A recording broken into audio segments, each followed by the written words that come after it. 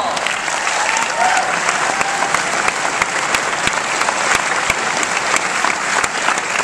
Thank you so much for joining us. Yeah, these guys are the heroes. These are the guys that spent years, literally years of their lives doing nothing but watching Pearl Jam. Cool bye. There are worse jobs. Yeah, it was pretty amazing. Actually, how many hours of Pearl Jam footage did you guys watch? I watched probably around 2,000 hours of footage. I mean, because their archive was just insane.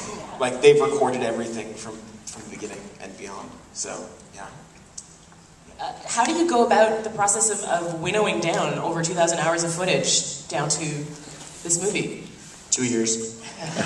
You watch it all, and then you watch it again, and then you take it and put it in pieces that you think are good, and then you go back and you have to scrounge and find things that you forgot about years ago. I mean, it was just... how do you organize that much footage? You really can't. It just has to be... It's always just a grab bag, you know? But it was... I mean, it was fun. Did each of you have like a piece of footage that was your favorite? That's a good question. I think I always was really drawn to the Lollapalooza stuff. I really like the Bob O'Reilly backstage bits. Because you saw him on that tour. Because I saw him on that tour, exactly. You know, of course, Daughter on the Bus. I mean, when we all saw that, we were like, all right, well, we know that's going in the movie. That's 10 minutes down. Yeah. For me, it was Ed in the bra wearing Darcy's clothing. Yeah. Maybe, Morgan, you can talk a little bit about how this whole thing came about.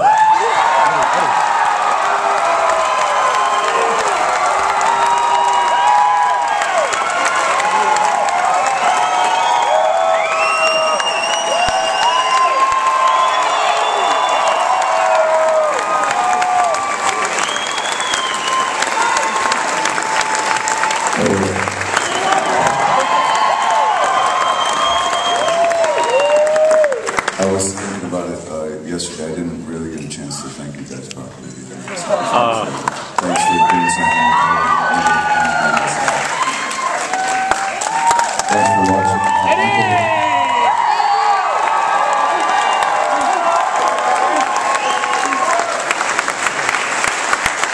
It was nice because Neil Young saw it today.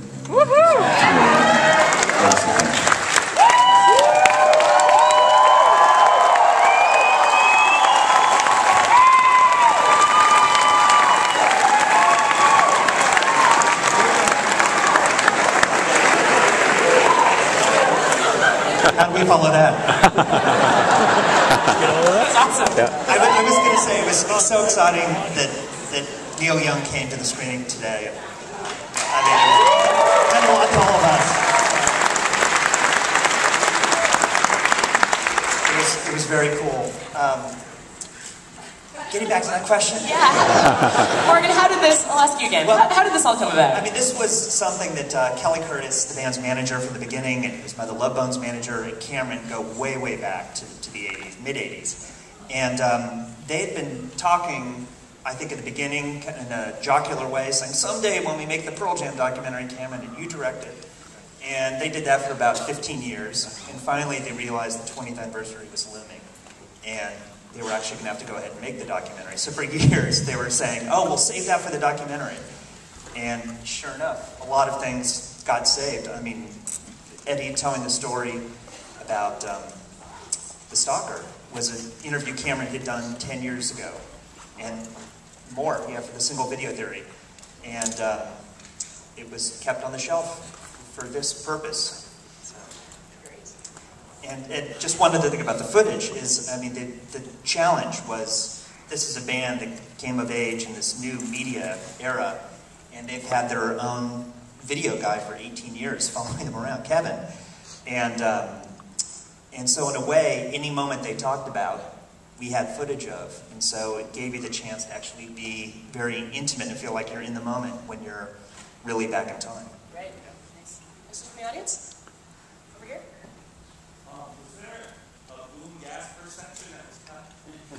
Was there a boom gas reception that was cut? There was a small one that's, I think it's a DVD extra, right? Yeah. It's going to be on the Wait for the DVD. And we can probably tell them now, there are how many hours of DVD extras? 4 hours?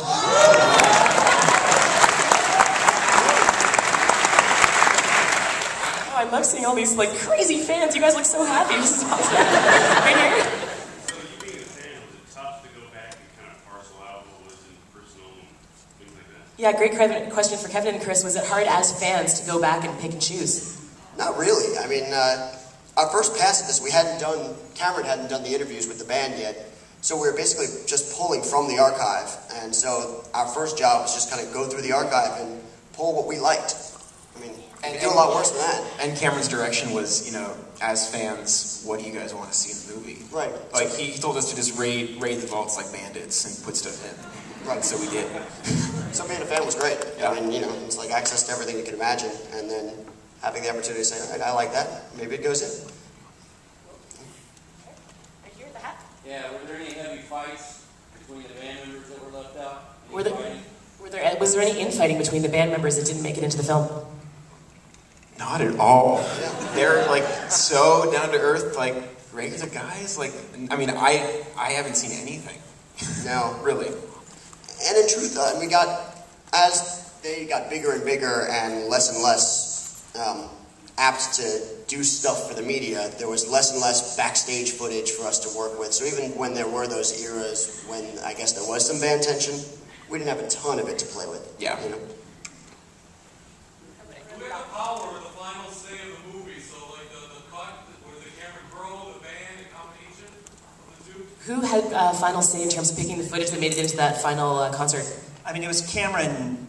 Cameron ultimately was, you know, the creative person, and I think because they knew him before they were even Pearl Jam, and they respected him enough that he was the one person they were willing to kind of let go. So that was important.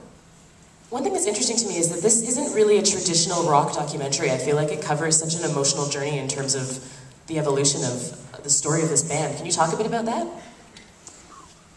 Yeah, I mean, the original, way back at the beginning, the marching orders were, we want to do Pearl Jam's Kids Are All Right. And the idea was, can we do the whole film using all full performances and interstitial interviews, and we, you know, that was the starting point, you know, and that was a film that all of us loved, and Cameron loved, and Eddie loved, and but we realized we couldn't make that film, we had to make our own film, but that was our process. I think we also realized that there was so much great material that wouldn't end up in the film if you used up 90% of the real estate doing songs in their entirety. And we weren't able, I think, even though that was the initial marching orders, at a certain point it became obvious to Cameron in particular and all of us that we were craving more of the story. That, you know, that this band actually has a story to tell, and The Kids Are All Right is not a particularly narrative film, and you couldn't tell a story or their story using that format. Was there one piece of footage that like really blew you guys away or surprised you by any means? Yeah, what footage surprised you? The singles party. I mean, the first time I saw that, like, watching it, like, before anyone else, I was like, holy shit. Like, come in, look at this. I grabbed, like everyone in the office was like, come see this. Like, this is crazy. And then we showed Cameron, and he's like, no, we can never use this. I was like, it's amazing. He's like, it's so embarrassing for me. And then, you know, now it's like, you know, he loves it, and it's the best scene. It's my favorite scene. I mean. Was there any footage the band was like, no way, you're not using that? Oh, The singles party. were you forbidden? But they came around. I mean, not really. I mean, I was amazed at how little notes they had when they saw the first cut. I mean, they were so, like, open to the movie. It was amazing. We only have really time for one more question, and I'd love to hear from all three of you. Can you just talk about, maybe tell us an anecdote or some idiosyncratic thing that happened while working on this, just to give us some real personal detail? Let's see. I mean, it's been 3 years we've been working on this. So both of them got married during the film. You know, it's like babies were born at the beginning. And you know, it's not like 6 months on the film. This is like 3 years of our life. So, you know. Was there any experience that kind of encapsulated what it was like to work on this, or what it was like to communicate with the band? I mean, well, what's that? The band screening. The one time we actually sat down with the band to show it to them was intense, to say the least. And, you know, I'm sure it was very intense for them to sit there and watch 20 years of their life unfold. And, you know, there were moments in the film, you know, whether it was Mike talking about the Stone at Power Shift, you know, as Cameron pointed out, that all the oxygen left the room at that moment. I mean, nobody wanted to breathe. And then Stone kind of keeps talking, and, you know, everybody kind of came back to life. Yeah, because the band hadn't seen anything at that point. Like, they'd been taking it on faith. So, you know, there were a couple of moments at the singles party as well where we just didn't really know how it was going to play. You know. For me, the moment was probably projecting like 300 reels of Super 8 on a wall and filming it so we could then see what was on the rolls. So we just gave so much footage. Wow. Well, thank you so much for talking to us today.